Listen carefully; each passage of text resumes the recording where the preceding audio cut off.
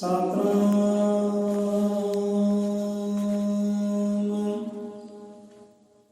ਸ਼੍ਰੀ ਵਾਲਮੀਕਿ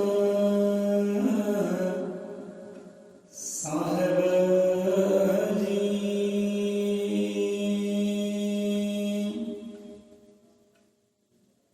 ਜੋ ਬੋਲੇ ਸੋ ਨਿਰਭੈ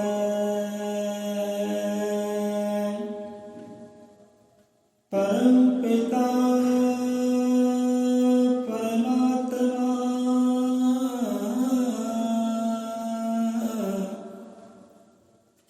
वाल्मीकि महाराज जी की जय।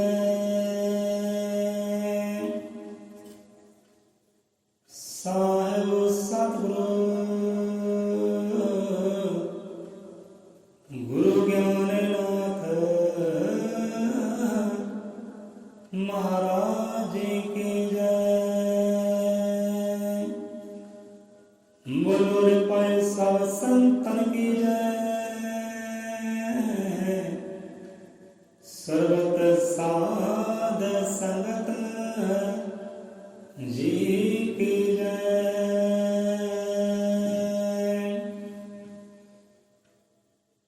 सतनाम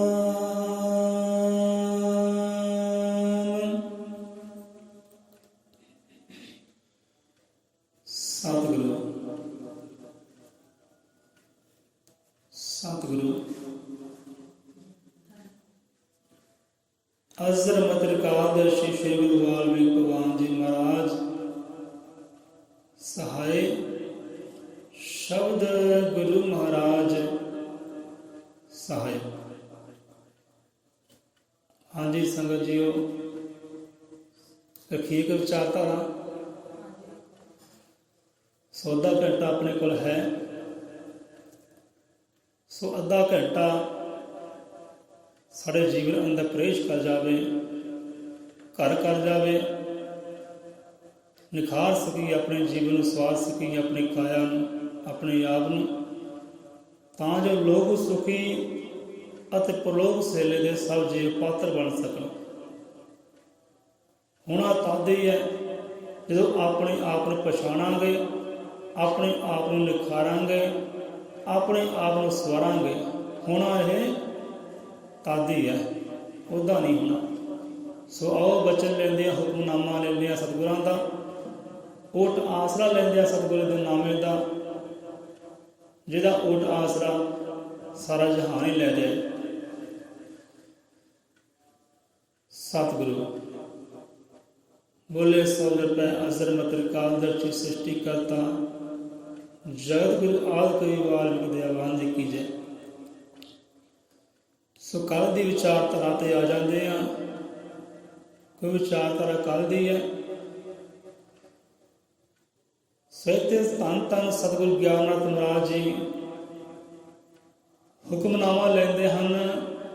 वो परम पिता परमात्मा वाल्मीकि महाराज जी का जगत गुरु आदि कवि वाल्मीकि महाराज जी का हुक्मनामा संदेश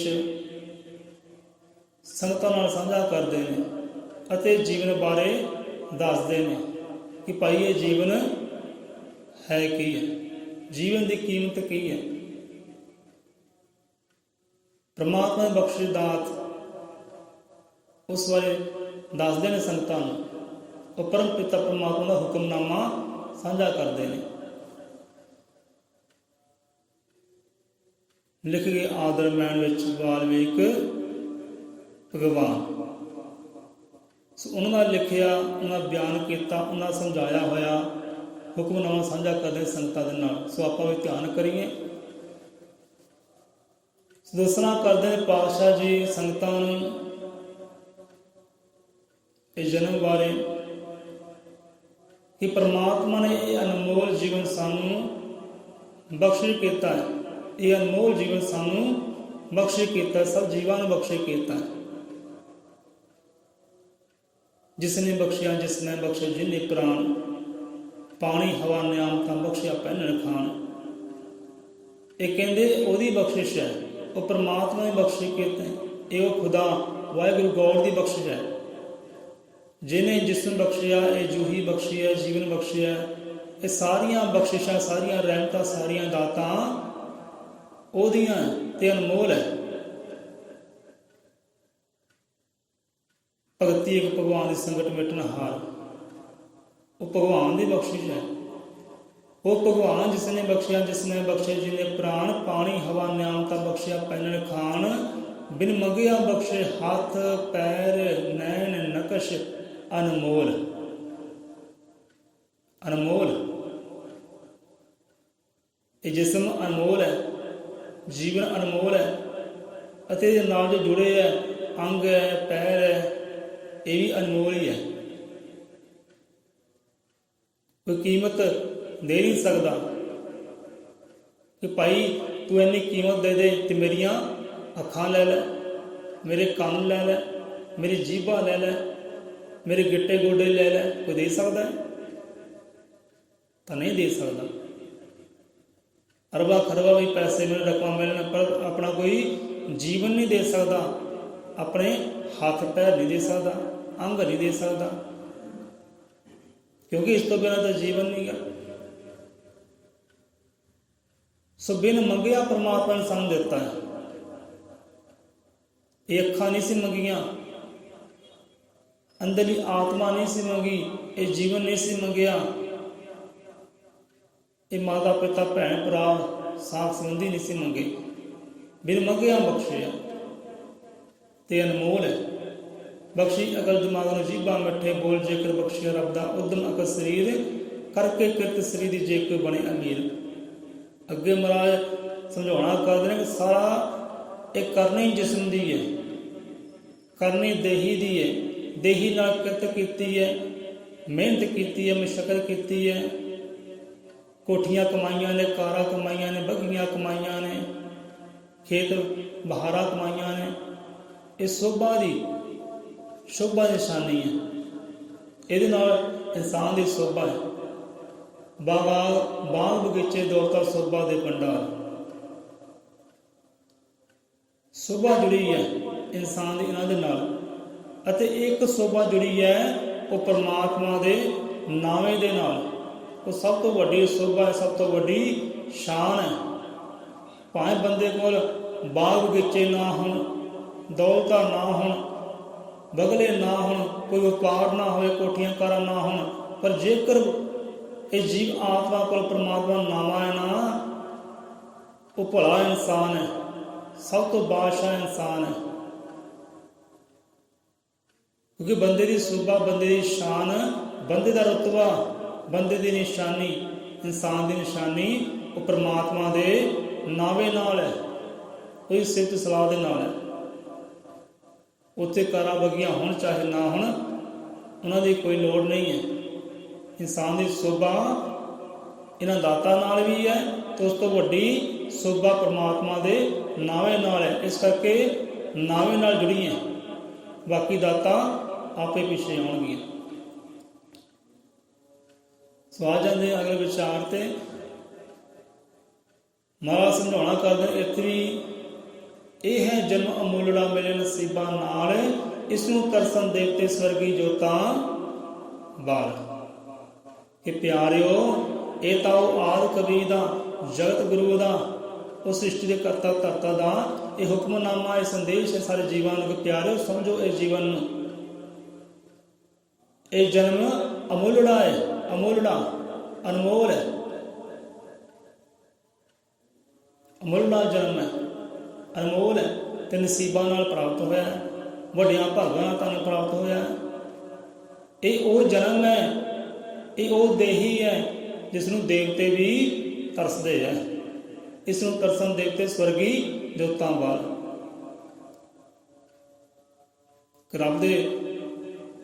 ਰੱਬ ਨੂੰ ਪ੍ਰਤੱਖ ਜਾਣ ਕੇ, ਭਗਵਾਨ ਨੂੰ ਪ੍ਰਤੱਖ ਜਾਣ ਕੇ ਜੋਤਾਂ ਬਾਲਦੇ, ਧੂਪਾਂ ਦਿਖਾਉਂਦੇ ਨੇ, ਆਰਤੀਆਂ ਕਰਦੇ ਨੇ, ਗੁਣਗਾਨ ਗਾਉਂਦੇ ਨੇ ਕਿ ਸਾਨੂੰ ਇਹ ਜਨਮ ਮਿਲੇ, ਸਾਨੂੰ ਇਹ ਦੇਹੀ ਮਿਲੇ। ਸੋ ਇੰਨਾ ਅਨਮੋਲ ਇਹ ਜੀਵਨ ਹੈ।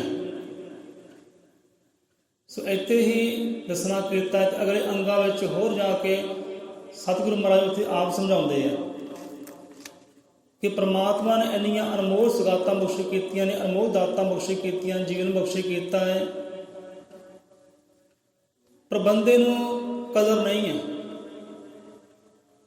ਉੱਥੇ ਮਹਾਰਾਜ ਦੱਸਦੇ ਨੇ ਕਿ ਰਾਤਾਂ ਬਖਸ਼ੇ ਕੀਤੀਆਂ, ਪ੍ਰਭਾਤਾਂ ਬਖਸ਼ੇ ਕੀਤੀਆਂ, ਧੀਆਂ ਪੁੱਤਰ ਬਖਸ਼ੇ ਕੀਤੇ, ਇਹ ਬਹਾਰਾਂ ਬਖਸ਼ੇ ਕੀਤੀਆਂ, ਬੜਾ ਕੁਛ ਲੰਬਾ ਆਉਂਦਾ ਹੈ। ਉੱਥੇ ਪਰਮਾਤਮਾ ਬਖਸ਼ੀ ਦਾਤ ਬਾਰੇ ਦੱਸਿਆ।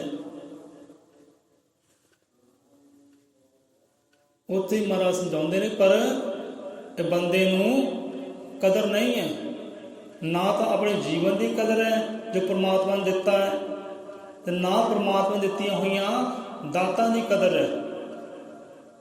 ਦਾਤਾਂ ਦੀ ਵੀ ਕਦਰ ਨਹੀਂ ਹੈ, ਨਾ ਦਾਤੇ ਦੀ ਕਦਰ ਹੈ। ਜਦੋਂ ਦਾਤ ਦੀ ਕਦਰ ਨਹੀਂ ਹੁੰਦੀ ਕਿ ਸਮਝ ਲਓ ਦਾਤੇ ਦੀ ਕਦਰ ਨਹੀਂ ਕਰਦਾ ਇਨਸਾਨ। ਸੋ ਕਥਾ ਕਹਾਣੀ ਆਪਣੇ ਸਾਂਝੀ ਕਰਦੇ ਆ, ਫਿਰ ਅੱਗੇ ਤੁਰਦੇ ਆ। ਸੋ ਏਦਾਂ ਹੀ ਇੱਕ ਬਾਪੂ ਆਪਣੇ ਪੁੱਤਰ ਨੂੰ ਲੈ ਕੇ ਦਿੰਦਾ ਹੈ ਕਾਰ, ਗੱਡੀ ਲੈ ਕੇ ਦਿੰਦਾ ਹੈ, ਅਤੇ ਪੁੱਤਰ ਕੀ ਕਰਦਾ ਹੈ, ਯਾਰਾਂ ਦੋਸਤਾਂ ਨਾਲ ਮਿਲਦਾ ਹੈ। ਯਾਰ ਦੋਸਤ ਕਹਿੰਦੇ ਭਾਈ ਚਲੋ ਪਾਰਟੀ ਹੋ ਜਾਏ, ਜਿੱਦਾਂ ਅੱਜ ਦਾ ਮਾਹੌਲ ਹੈ, ਕਹਿੰਦੇ ਭਾਈ ਪਾਰਟੀ ਹੋ ਜਾਏ, ਗੱਡੀ ਮਿਲੀ ਜਾਏ ਤੈਨੂੰ। ਜੋ ਗਲੀ ਮੁਹੱਲੇ ਦੇ ਲੜਕੇ ਇਕੱਠੇ ਹੋਏ ਤੇ ਪਾਰਟੀ ਕਰਨ ਕਿੱਥੇ ਗਏ? ਕਿੱਦਾਂ ਪਾਰਟੀ ਹੁੰਦੀ ਭਲਾ? ਪਾਰਟੀ ਕਿੱਦਾਂ ਕੀਤੀ ਜਾਂਦੀ ਹੈ? ਤੁਹਾਨੂੰ ਪਤਾ ਹੀ ਕਿੱਦਾਂ ਪਾਰਟੀ ਹੁੰਦੀ ਹੈ, ਇਹਨੂੰ ਪਾਰਟੀ ਕਹਿੰਦੇ।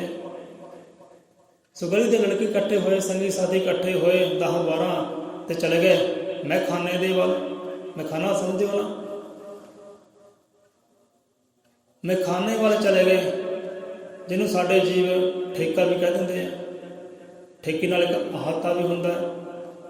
ਗੱਡੀ ਲਈ, ਗੱਡੀ 'ਚ ਸਵਾਰ ਹੋਏ, ਚਲੇ ਗਏ ਠੇਕੇ ਉੱਪਰ, ਮੈਂ ਖਾਨੇ ਚਲੇ ਗਏ।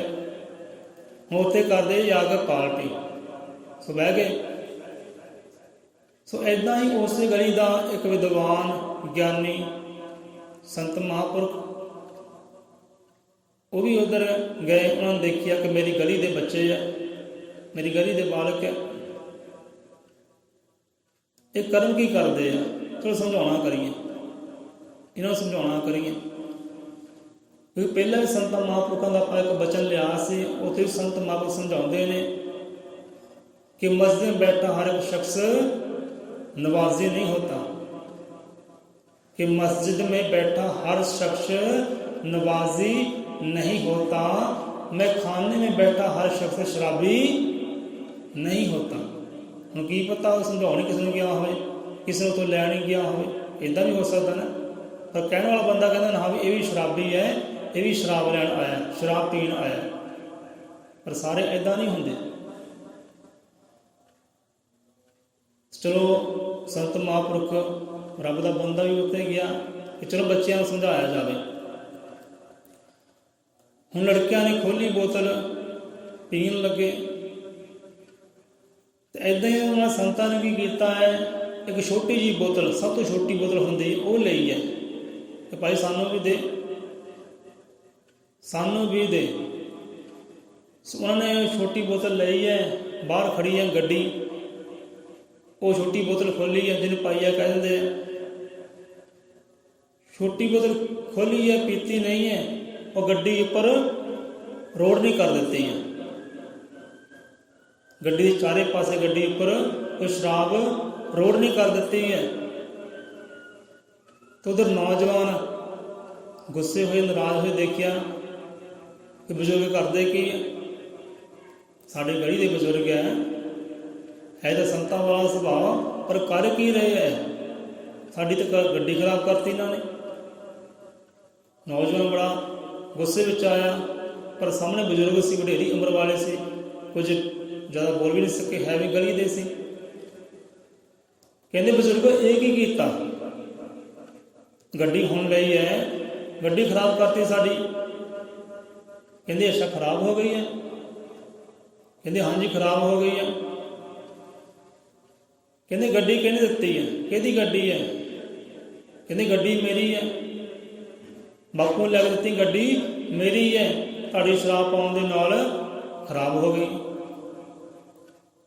ਕਹਿੰਦੇ ਗੱਡੀ ਭਾਈ ਤੇਰੀ ਹੈ, ਪੁੱਤਰਾ ਗੱਡੀ ਤੇਰੀ ਹੈ, ਅਸੀਂ ਪਾਤੀ ਸ਼ਰਾਬ, ਤੈਨੂੰ ਆਇਆ ਕ੍ਰੋਧ, ਤੈਨੂੰ ਆਇਆ ਗੁੱਸਾ। ਪਰ ਹਾਂ ਜਿਹੜਾ ਜੀਵਨ ਤੈਨੂੰ ਦਿੱਤਾ ਹੈ, ਇਹ ਜੀਵਨ ਕਿਹਦਾ ਹੈ? ਗੱਲ ਸਮਝਣ ਵਾਲੀ ਹੈ, ਸਮਝੇ ਹਰ ਕੋਈ ਜੀਵ। ਕਹਿੰਦਾ ਪਿਆਰਿਆ, ਆ ਜ਼ਿੰਦਗੀ ਦਿੱਤੀ ਹੈ ਤੈਨੂੰ, ਜੀਵਨ ਦਿੱਤਾ ਹੈ ਤੈਨੂੰ, ਦੇਹੀ ਦਿੱਤੀ ਹੈ ਤੈਨੂੰ, ਇਹ ਕਿਹਦੀ ਦਾਤ ਹੈ? ਕਹਿੰਦਾ ਉਹ ਰੱਬ ਦੀ ਦਾਤ ਹੈ। ਇਹ ਦਾਤ ਰੱਬ ਦੀ ਹੈ, ਜੀਵਨ ਰੱਬ ਦਾ ਹੈ। ਕਹਿੰਦਾ ਜੀਵਨ ਰੱਬ ਦਾ ਹੈ, ਇਹ ਦਾਤ ਰੱਬ ਦੀ ਹੈ। ਤੈਨੂੰ ਖਰਾਬ ਕਰਨ ਦਾ ਹੁਕਮ ਤੈਨੂੰ ਕਿਹਨੇ ਦਿੱਤਾ ਹੈ? ਇਹ ਜੀਵਨ ਨੂੰ ਨਸ਼ਟ ਕਰਨ ਦਾ ਹੁਕਮ ਤੈਨੂੰ ਕਿਹਨੇ ਦਿੱਤਾ ਹੈ? ਤੈਨੂੰ ਹੱਕ ਕਿਹਨੇ ਦਿੱਤਾ ਹੈ? ਉੱਥੇ ਲੜਕਾ ਹੋ ਗਿਆ ਬੰਦ, ਗੋਲਤੀ ਹੋ ਗਈ ਬੰਦ। ਇਹ ਕਿਹੜਾ ਸਵਾਲ ਕਰ ਲਿਆ? ਇਹ ਕਿਹੜਾ ਸਵਾਲ ਕਰ ਲਿਆ? ਤਾਂ ਗੱਲ ਹੀ ਵੱਖਰੀ ਹੋ ਗਈ।